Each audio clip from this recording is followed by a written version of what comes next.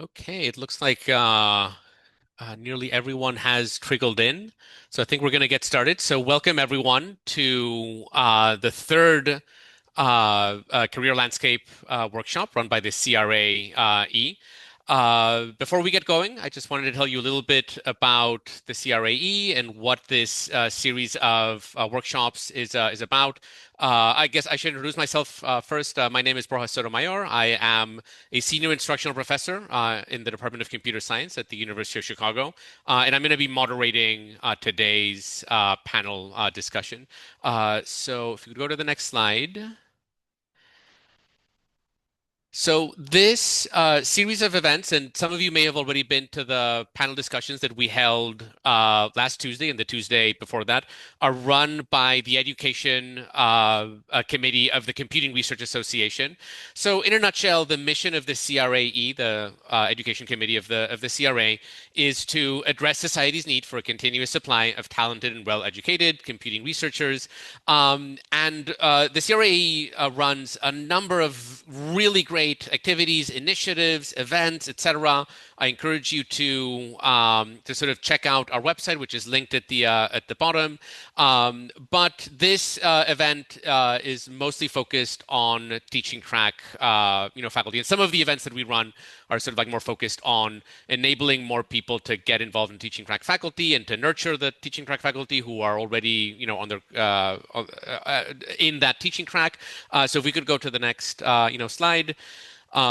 This series of panel discussions, the career landscape workshops, are meant to help prepare and inform anyone who wants to pursue a career in teaching, a teaching track career. It's made up of three panel discussions. The first one 2 weeks ago was about the general landscape of teaching track careers.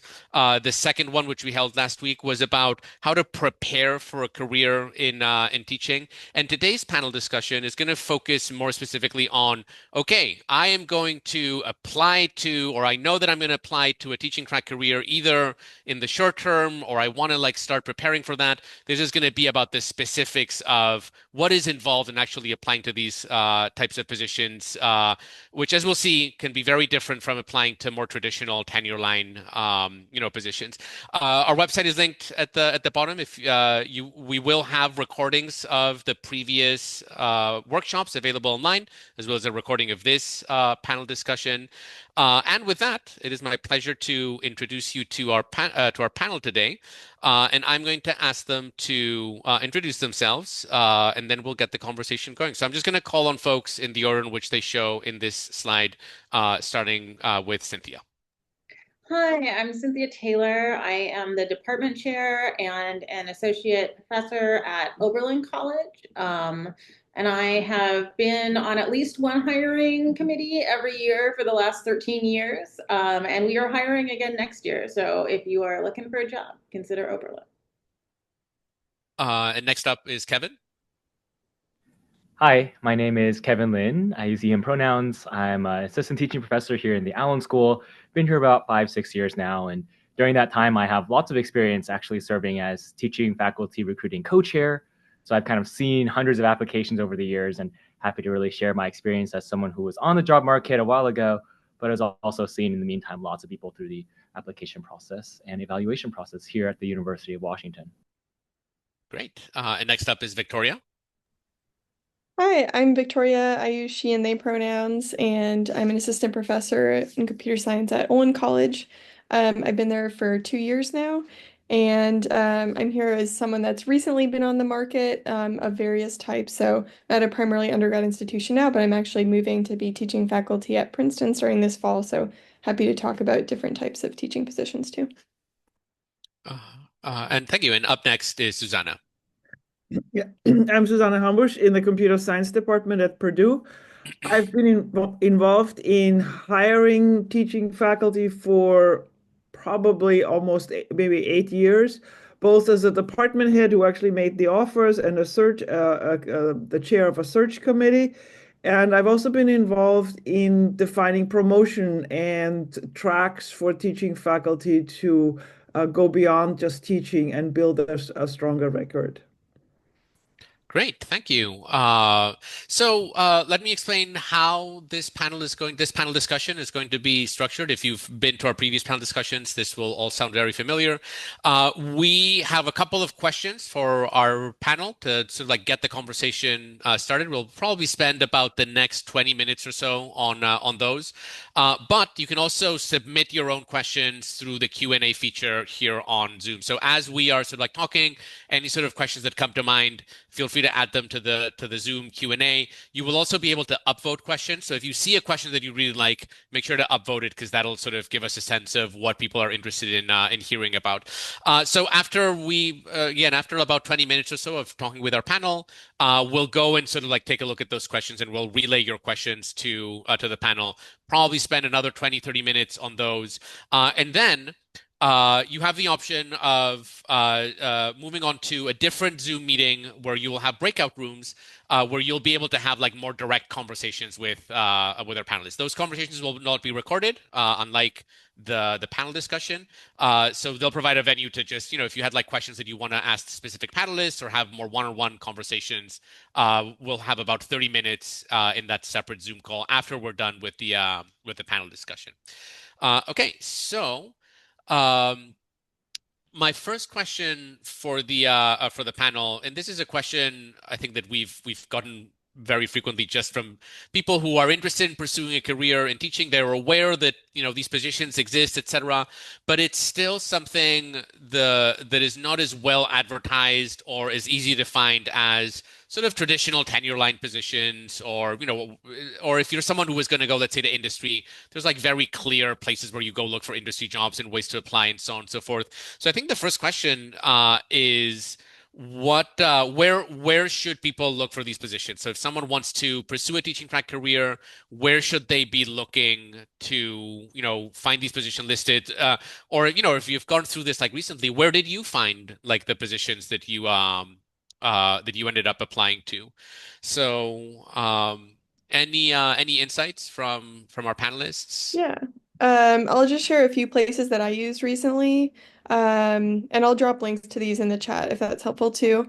Um, if you were at a previous event, you might have met Evan Peck, who runs an awesome website called CS-PUI, primarily undergrad institution. And that has a lot of job postings for undergrad institution positions. I've also used the teaching track faculty Piazza and the CRA jobs board. So I'll just drop some links in the chat.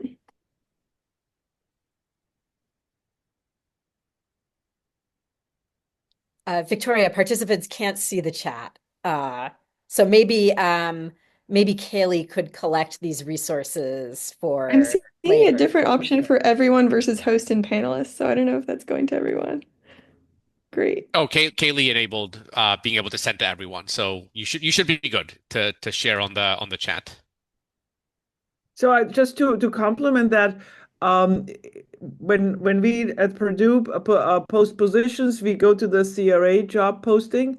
That's actually the only ad we pay because we know that's the most effective one. And then individual people, teaching faculty, will post it on the CIGSE listserv. If your heart is really set on a certain institution, just go to their website because pretty much everybody will post any opening on their website.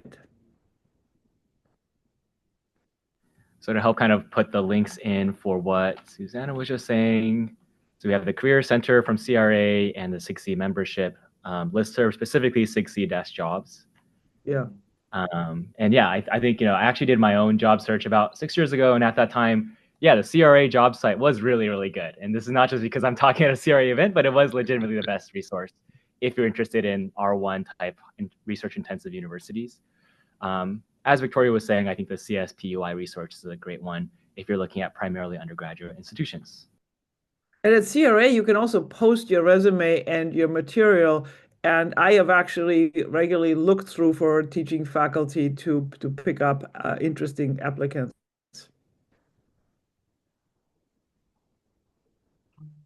Cynthia, do you have any other leads that people I might want to think follow? what everybody else has said. I think my top three are definitely CRA jobs, and then the CSPUI GitHub that Evan Peck started is really great. And then also the SIGC jobs. There's a specific SIGC jobs mailing list that's also really good. Great. So, um, you know, uh, for a lot of people in our audience, who, especially, people who are doing a PhD, who might be familiar with, they might have a lot of like classmates, or they might know people who are going to go pursue sort of like a traditional tenure line, job. And tenure line positions like have like, regardless of what institution you go to, like there's a very typical set of application materials that you submit as part of that, and applying to a teaching track position. So let's say that someone has gone to these like sites, they've identified a few kind of places that they want to apply to. What are the kind of materials that are typically required as part of applying to a teaching track sort of position? So just for the application, and we'll obviously get to the sort of like the interview aspect a little bit later in the conversation. So I'm at a small liberal arts school, and we require a cover letter, and then a teaching statement, a research statement, and a diversity statement. And unlike most of, like, we do actually read the cover letter, and frequently that's where we expect you to maybe say something specific about Oberlin, right? It's always great to have somebody say, like, here's the specific reason I'm interested in your school in the cover letter. And then one thing we specifically look for in the research student is we look for you to say how you would do research with undergraduates at our institution. So, yeah. Yeah, I would say there's a lot of similarity. Everyone's going to ask for a teaching statement of some kind, usually also cover letter and CV. Research statement was kind of hit or miss whether I would see that as required for more of the R1 teaching positions. Um, some places will also ask for a teaching portfolio. In some places, I chose to submit that even if it wasn't necessarily mentioned. Sometimes there's like a supplementary material section. I don't know what the rest of the panelists think about that, but that can have things like course evaluations or materials that you've created in past teaching opportunities.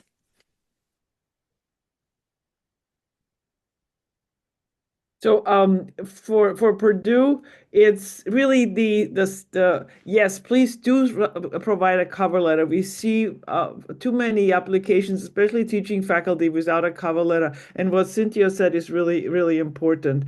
A CV, and it shouldn't be the one that is your research CV, which says on the beginning what your research interests are. There are actually good applicants who just simply apply to both and just really have two versions of CVs. The teaching statement, my experience is that committee members don't want to read your teaching philosophy that could come from ChatGPT. It's just so generic. It tells us nothing about you. So please list really what have you taught.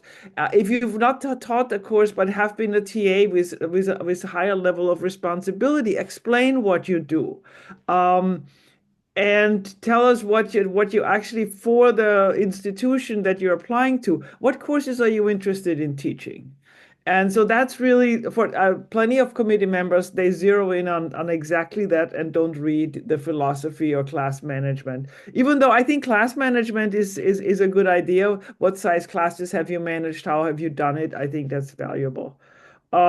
Research statement is optional. I like it if it doesn't just focus on yourself becoming a great researcher, but also on how would you do research with undergrads. It's really, really a good idea. Yeah, just to add to that, I would say my like dream teaching statement is one that says like, I wanted to do this in my class, right? I wanted more students to talk. I wanted them to learn better. I wanted to encourage everyone to feel included. And so, because I wanted this effect, I did this specific thing. I used peer instruction. I had them do think, pair, share. I did whatever. And then like some light proof, like here is a pull quote from a student that said like, I love peer instruction. It made me learn more, right? So I really like want to see that you're thinking about doing new things in your teaching, that you are implementing them in the classroom, and that like you're evaluating it in some way, even if that way is like looking at your sets, right? Or looking at your student evals. And I realize not everyone has taught a full class at this stage, but even saying like, here are some interesting active learning things I want to do, or like, here are some things I've done in my TA experience, like, is so much better than just a teaching statement where you say like, oh, I care really deeply about learning, right? Because we all do. That's why we're applying for these jobs. So I think that's a good segue to our next question, which is what do you all look for those of you who have been involved on the hiring side, what do you look for in a strong application? Let me maybe start with a specific aspect because I know it's something that a lot of people who are going to apply to teaching track positions are usually very anxious about, which is, I know that I want to do teaching track, it's definitely the career for me. And I have a whole bunch of like really great materials, but I'm in an institution that doesn't really afford me the opportunity to teach my own sort of class. And in our just for everyone who's for our audience, if you didn't attend last week's panel discussion, there was sort of a bit of a conversation on, well, how what are ways in which you can get engaged in teaching, outside of just running your own class. But I guess before we go into a full discussion of what makes for a strong application overall, I'd be interested in hearing your perspectives on how important or how much of a deal breaker is it for someone to not have taught their own class, before? What are things that you maybe look out for in an application to make up for? Again, it might be through no fault of their own; they just haven't had that opportunity. Like, what are your thoughts on that? So I would say for us, that's not a deal breaker because it's super common, right? Most people who come out of grad school have not taught their whole class, but for us, what we're looking for is that you are interested in doing new things in your teaching, you're interested in learning about teaching, and you're interested in growing and experimenting as an instructor. And so, like, knowing a little bit about things like active learning, even if you haven't done that or implemented it yourself, but also just like showing that you're going to be flexible and you're going to be interested and excited about trying new things in the classroom. So for us, it's articulating that you've done more than just grade papers and hold office hours. We teaching faculty teach anywhere from 100 to 400 students. So classroom management skills and understanding that teaching 100 students is different from 400, and what support do I need, and how am I going to manage some things is really important that they sort of convey that they understand that. We struggle with people with applicants that think they're applying to a place like Oberlin that has small classes, because that's just, if that's what you'd want, go there. It's a great place. My daughter went there, but Purdue is a massive size school, and so that's a very, very different atmosphere. Something that we have here at UW is we work with lots of teaching assistants, and so we also oftentimes want to see candidates who are interested and or engaged or thinking about at least how would they mentor and work with teaching assistants. A lot of the student experience, because we have so many teaching assistants, is really facing and working with TAs rather than working with the instructor directly in that sense. And so having at least some thoughts and having some time and space in your teaching statement crafted toward that end would be valuable. I mean, I think it would also work if, as Cynthia was suggesting, you could also put that customization in the cover letter. But I think if you feel like you're really going to try to do both a lot of R1s and a lot of PUIs, it's probably good to do some amount of high-level customization on all your materials so that you have one set of materials for R1 type, one set of material for PUI type, and then you still do a little further customization on the cover letter. Because I think the kinds of things and the kinds of skills are going to be a little bit different when you actually think carefully about what each school is asking for. At least this is the high level of the size and scale of the classroom. Yeah, I can confirm that I had 2 copies of my teaching statement. I forget if I had a different copy of my research statement. I think that one might have just been one because it was more just about working with undergrads. But definitely my teaching statements were slightly different. Like the R1 one had a paragraph that I added about like how I thought my skills might extend or things I would need to learn in order to work in larger classrooms because I had primarily worked in small classrooms. Right. And what about just generally, what are things that sort of like stand out in an application? What makes for a strong application for, a teaching track, applicant?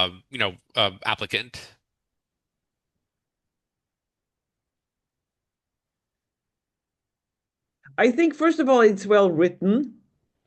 It's easy to read and it's a well done. It sounds trivial, but it isn't always the case.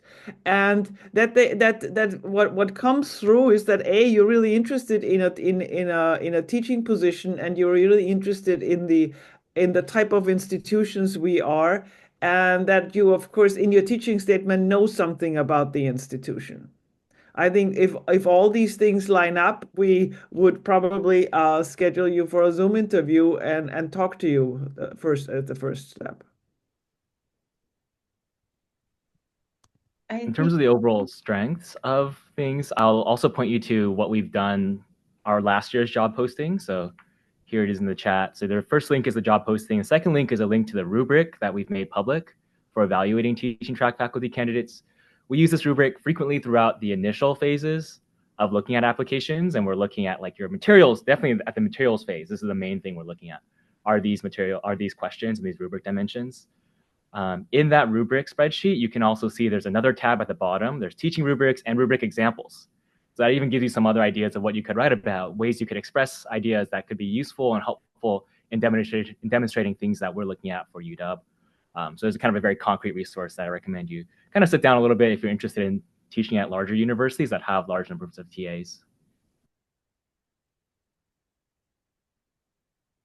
We're really interested in I think we're all pedagogy nerds, and so we are really excited if we think that you are interested in something like we definitely look for people who are specifically talking about active learning. But then if you're like, oh, I'm really interested in ungrading, or I'm really interested in mastery grading, or I'm really interested in peer instruction, right? It doesn't have to be something we're doing, but if you're showing that you're sort of familiar with the pedagogy space, that's really impressive. Great. Any red flags? Anything that you would see in an application that might give you like pause about, oh, should I consider this person further or anything like that? Well, if the cover letter mentions the wrong institution, so I caution you, it's so easy to just don't mention the institution. Just say your institution is wonderful. Don't tell me it's something else. It's usually, like U of Chicago or Illinois or that I think it always amuses us, and we try not to hold them against it, but it's just not worth, don't make that mistake. And I think if you're too proud of your research and emphasize that you want to do research more like in a tenure track position, we wonder why you apply. So I think make it clear that this is really this is a clearly defined job with a career path, and if you want to be a research faculty, choose a research position, and don't be unrealistic. Sort of giving us the idea you want to be a top researcher and be a top teaching faculty. Decide which one you want to be. Speaking of mentioning the wrong institution, I'll just share a quick learned from experience story. I had 7 applications due on the same day, and I was busy that week, and so I was submitting them rather quickly. And I had a section in my teaching statement where I was listing the courses at that specific school that I would teach. And I accidentally submitted all 7 with the list of Pomona courses that I would teach. Ironically, Pomona is the only one of those 7 where I didn't get an interview, so take from that what you will. So I just wanted to follow up because we are an institution where there is a research expectation, right? But we are all undergrad. So if your application says you're looking forward to working with our graduate students, we are not going to call you back, right? I think just demonstrating that you know what you're getting into and you know what kind of job you're applying to, right? The other thing that's a big red flag for us is that when we invite people out for an interview, we say you're gonna give a half-hour teaching demonstration. It's gonna be on cues. We want you to use active learning, and you don't have to cover all of cues, right? Like it's not a real class. It's just a demo. Like you don't have to cover everything. And the number of people who want to do this really intense lecture of just like 30-minute death march through cues where there's no sign of any sort of interaction, right? And then they're like, but you told me you should have given me more time. And it's like, well, that's not what we asked for, right? So definitely, I think pay attention to what is asked for and try to do that thing. On that note, before we move on to questions from the audience, there's just one last thing I wanted to make sure that we covered, which is what is the on-site interview like? You know, if you apply, your materials are great, they decide to call you in for an on-campus interview. What does that on-campus interview for a teaching track position typically look like? Before we So do we that, can Oh, I add go a ahead, thought Kevin. to the last question? Yeah. So one other potential pitfall red flag is think about your letter writers. We do take letter writers pretty importantly because otherwise all the materials are just things that you can write about yourself. So it's helpful to have an external thought. This can oftentimes be a tricky one to figure out how to navigate, right? Because maybe your advisor is like someone who knows how to write tenure track letters, but maybe doesn't know what's expected for teaching track and doesn't know what's expected for this particular institution you're going for. And so I think having a conversation with them realistically about what they can write, definitely your advisor is still probably a really good person to ask as a letter writer because they know you so well. That's really valuable to have someone who knows you really well. But if they're only going to talk about this one dimension of like, oh, you're a really great researcher, but they don't talk anything at all about their thoughts about your teaching or even extrapolating your research experiences and their experiences seeing you giving talks, seeing how you prepare for things, seeing how you work with collaborators, that's all probably more important than just saying you're an amazing researcher. I think having that balance of like, you know, if you have like a research focused advisor, getting them to also figure out how can they translate that research focus to some of the teaching thoughts, even if it's a bit extrapolative, can be useful.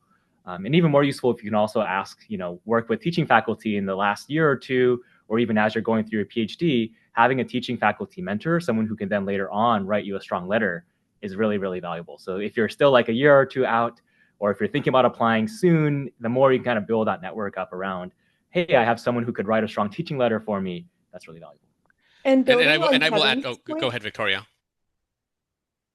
I also had some teaching faculty write rec letters for me, and they even offered to provide input to the advisor, like kind of like to my R1 tenure track faculty recommenders, like to iterate with them on what the letter should include, which was a very kind offer that they provided. And so maybe there's something like that too, where if you have someone that's not familiar with teaching faculty positions, they can get input from others on what to put in there. And I just think as a that's quick bit of advice, make sure that you do include at least one recommender who could speak directly to your teaching abilities, because we have had that happen where someone was so focused on like getting, you know, letters from like, you know, big names and, you know, stuff like that, and then not a single letter actually talked about their teaching, and like we couldn't really consider them like if no one was willing to vouch for their teaching. But let's move on to the next question so that we can make sure we have time to take questions from the audience.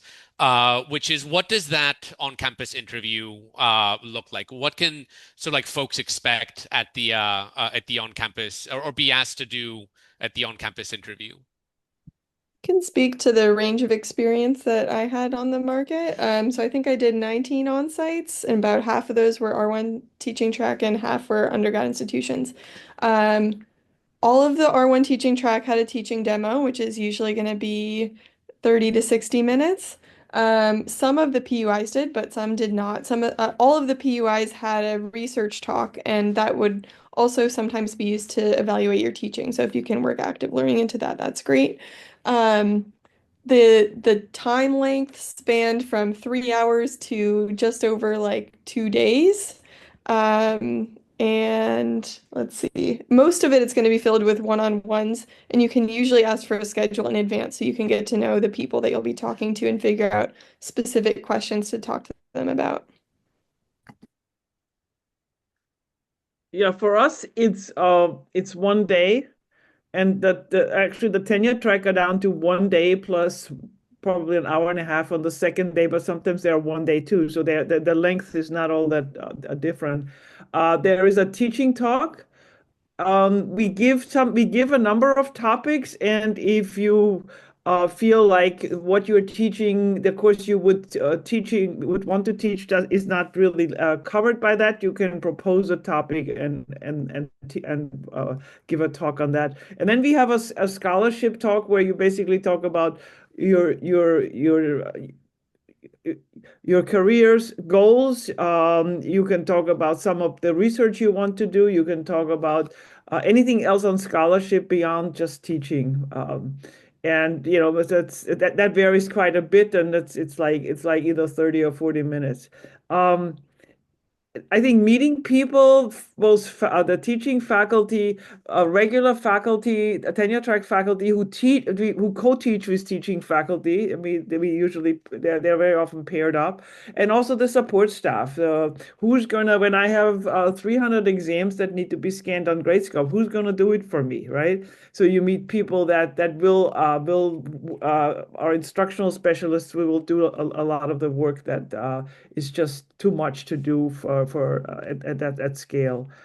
I think, and the last meeting would be with the department chair.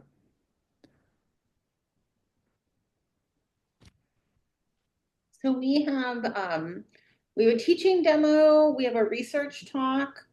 We have a lot of, and the teaching demo and research talk are both open to students. And we survey the students at the end to get their opinions about both those things.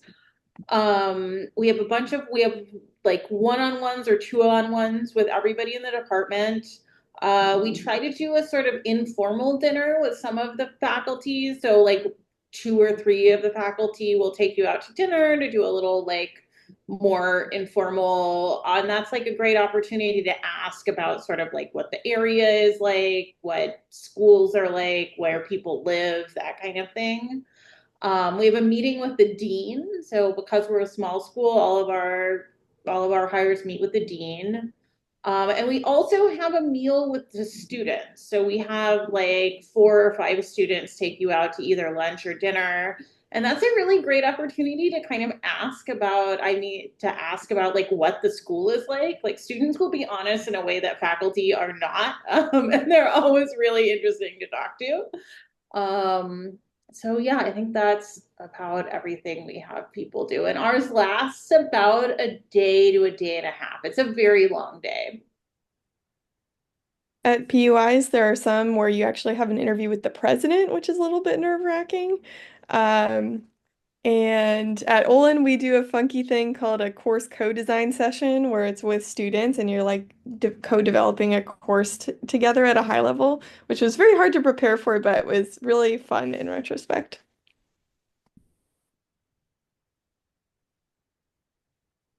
Any other before we go to the audience questions? Any final thoughts from the panelists on this? Okay, well, Janet has been my colleague Janet Davis has been monitoring the Q&A. So, do we have any popular questions for our panelists? Yeah, so I want to encourage everyone to add your questions in the Q&A, upvote questions that you want to see answered. The two questions that have been upvoted the most so far kind of go together. They're questions about kind of the hiring trends. With funding cuts and layoffs across colleges, how do you see the hiring landscape looking over the next few years? Do you see tenure track or non-tenure track hiring? Do you see either of those increasing or decreasing relative to the other? Where do you see things going? And I also want to remind the audience that with the CRA Talby survey is a good resource about the recent past, but I think these attendees are asking us to make predictions about the future. So I hired, I mean, in the department, we hired 3 teaching track faculty this year. But we have a campus in Indianapolis and one in West Lafayette. And one of the teaching track faculty is for online courses. So we covered one for each. And we are actually just interviewed individuals for a visiting teaching track position in Indianapolis because we are really short there. So, and we hired 7 or 8 tenure track faculty. So really, we had absolutely no impact on worries about funding at Purdue. The I think the teaching faculty hiring is more likely to continue than aggressive hiring for tenure track, simply because the funding is part of the building a research program, and the uncertainty it has more impact on that. So at small schools might be different, but so. I think I would assume that we will have 3 positions open next year. The way I see it at University of Washington is we'll probably build that into our projections for the number of positions, or even if we want to list a position for next year. So I think if you see a job ad for it, it probably assumes that they can hire at least 1 or 2 people in that position. So it's probably worth applying in that case. So I think even though there is uncertainty, I would hope that the way that, at least this is how I see it at the University of Washington, I would hope that the way they handle it is just say like, hey, we're going to be able to provide the same level of job security as we did in the past, but maybe the number of offers we're going to make, or the number of candidates we ultimately hope to yield, will be a little smaller. But if we're listing an ad, that means we're probably assuming that there's going to be making at least 1 offer, with the presumption that that 1 offer has about the same stability as in the past. I would guess that the demand for teaching faculty is more tied to something like the CS undergraduate enrollments rather than the funding uncertainties today. Obviously, there's going to be lots of downstream effects. Yeah, I would also say that liberal arts schools are way less affected by all of the funding stuff because we're way less grant dependent. So we're actually a little stabler right now. So the impact I have seen this year at Purdue, but also in many other schools, was that the number of parallel offers made for one position is the dean's office watches much more carefully. So we could have one, the goal is to fill one, and you have 3 offers open because you realize that this is a very competitive area. This year it was down to 2, or in one search it was just 1 offer at a time. All right, thank you all. I have I think this is a quick question, but it's an important one. When in the process of a PhD program should you be applying for faculty positions? Well, the year you will graduate, right? I mean, you cannot start as a teaching faculty without the PhD in general. So apply in the fall, in late fall, and interview in the spring, and be willing to accept and start then in the fall semester of the coming year. I'm curious if either Victoria or Cynthia has something else to say about timeline. I guess I would pitch in that a liberal arts college, plan on preparing your materials the summer before your last year, and plan to start submitting applications actually as early as September if you're interested in primarily undergraduate institutions. Yeah, and the timeline is very chaotic. I was, as I mentioned, I did about half and half on sites at both types of institutions, and it was very hard because the liberal arts colleges are typically interviewing earlier, like in December, and a lot of the R1 teaching track positions are interviewing in the spring. And so I had a lot of exploding offers that I had to make decisions about before I knew all the information, which can be really hard. And let's see. I will also point out that some schools will allow you to defer an offer. So if you need another 6 months or something to finish up your PhD or your postdoc or something like that, some places will be flexible. Yeah. Thanks. So we have another group of upvoted questions. Let's see. Actually, let's see. So there are questions about kind of how does a teaching candidate's application differ from a research candidate's application? There's also a question about what goes into creating a teaching portfolio. Do applications usually have a place to put supplemental materials like a teaching portfolio? So questions about kind of what goes in the application beyond the teaching research statement, CV, cover letter. So our system allows you to upload whatever you want. So you want to upload 5 more documents, it will take it. The question is who will look at it. So that's really, I think if it isn't asked for and you submit it, don't expect that it will be read.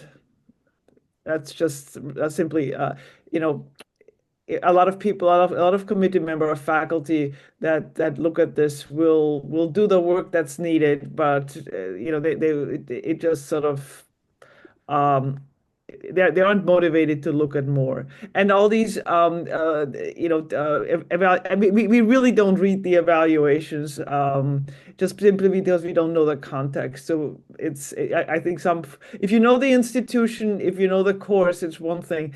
We typically don't really consider it in a serious way. We also don't look, I mean, for some people, you know, they look at rate my professor if you have taught, that we also don't look at that. So that's just simply a joke. Yeah. I would say it is seconding that it's much more important to have a very tight statement than to have additional supplemental materials. But we do have you can upload supplemental materials, and another thing you can do is create like a portfolio website and just have a link to it in your cover letter or on your CV. But I would say anything you want us to see, you should highlight in those statements. So like if you do have teaching evaluations, take pull quotes out of those and put them in the teaching statement, things like that. Another thing you can do is you could do a short edited, if you're going to put it online, you can do a very short edited video of yourself teaching. Yeah. I had a excerpt from a course eval comment that I just put right at the top of my teaching statement, which was fun. Any further thoughts on what differentiates a teaching faculty candidate's application from a research faculty candidate's application? Well, so you know, in the research, if a research faculty, the research statements, I really there is the work they have done. The future work is really important, and we are really looking at the future work as what would your career proposal look like? Do you actually have material? If this is just simply an incremental work that follows what you have done the last 4 years, that's not as good as if you really have some ideas to not just I mean, you don't want to change direction, but to really continue the work and have ideas that could lead into a proposal, and especially a career proposal. So that's very, very different, and that will actually be read. And when we have Zoom interviews with an applicant, people may actually go back to the research statement and ask questions about it. So for us in the research statement, we're specifically looking at how are you going to do research in our context. So we're looking at like how, you know, if you are doing it in a research area that requires a lot of equipment, like how, or requires specific populations, like how are you going to do that at a small liberal arts school in Ohio, right? So we're looking for you to explore, like sort of looking forward, how are you going to continue your research trajectory at our institution? And also, how are you going to include undergraduates in your research? So a highly upvoted question is related, which is how many papers and what quality of papers do you need to get an assistant professor position at a teaching focused institution?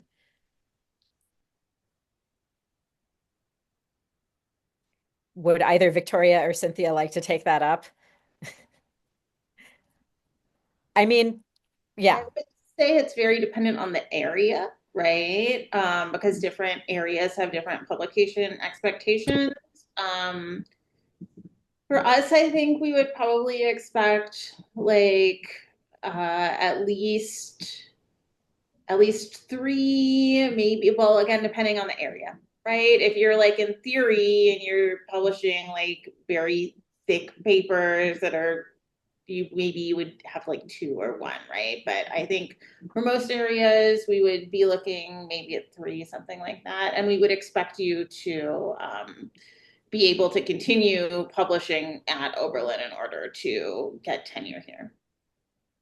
Olin's a little bit anomalous compared to most undergrad institutions in that we actually don't have a strict requirement about doing research. We call it external impact, which can mean a lot of different things. So, like, instead of papers, that could look like open source code repositories that you've contributed to or community partnership work.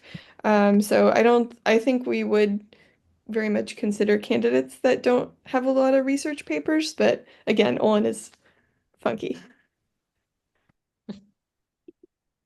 Thanks.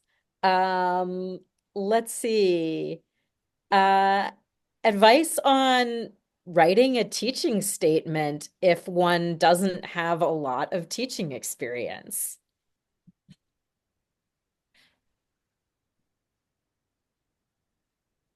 I'll plug something that was extremely useful for me during the job market, which is find friends who are also applying to teaching positions.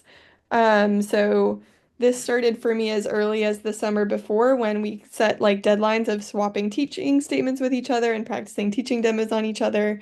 But even those are like you could start by having conversations about like how you think about your teaching philosophy, and maybe by talking to other people, you can like come up with your own more unique one. Um, but just, I know this is a little bit off topic with the question, but I think that knowing other people who are also on the market is really, really important. This was really useful for things like navigating scheduling of on-sites, or like if I knew other people who were going to have on-sites at the same school, it gave me more information. It gave me more confidence when I was talking to the school, down to like figuring out startup package negotiation after I had an offer. And also, like, a lot of those people are my friends. So I'm currently at my friend's house who I met because we were both on the job market at the same time, and we're going to have game night after this. So it's a good way to meet future colleagues too. So I think if you've been a TA and haven't really taught, I think you've also then seen the instructor and you can sort of describe, I really TA'd this course and I think the course went really well because the instructor did A, B, and C, and I supported the following things. You can also say, I think some things may not work for me, and just observe and have some insight. I think that can be valuable. Just don't say something about yourself and your experiences, not just what you will do in some future that sounds unrealistic.